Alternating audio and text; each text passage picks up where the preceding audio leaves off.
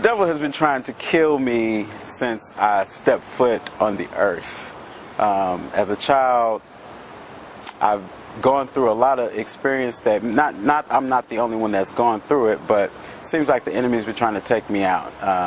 At 5 years old, being molested by my babysitter because my mother wasn't around, and then at 7, my mother abandoned us, and being molested again by a family friend, and so dealing with abandonment and then sexual abuse. Those are ways that the enemy has tried to take me out. And then after my mother got it together and she came back into our lives, she was married to a man, and we were going to church, and everything seemed great until the organist and the drummer at church decided they wanted to gang rape me. And so then here again, this thing of the enemy's trying to take me out. I started to believe that all I was good for was sex. That's all anybody ever wanted from me, and that I was worthless because my own mother didn't want me. She just kind of abandoned me and my sisters and my brother.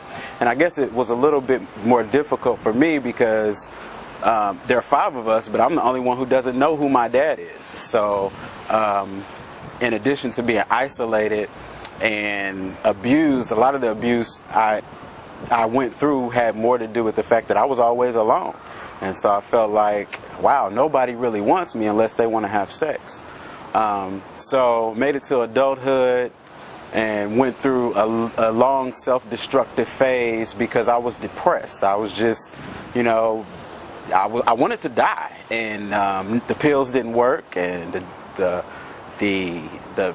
prescription pills didn't work. The alcohol didn't work. So I started taking street drugs. They didn't work. And so finally, when it got to be too much, I decided that I was going to make it happen. I was going to kill myself. And I got so depressed that I took my car and drove it into a tree at 85 miles an hour. And being that depressed, in hindsight, I realized that it was just the enemy allowing events to conspire together to take me out.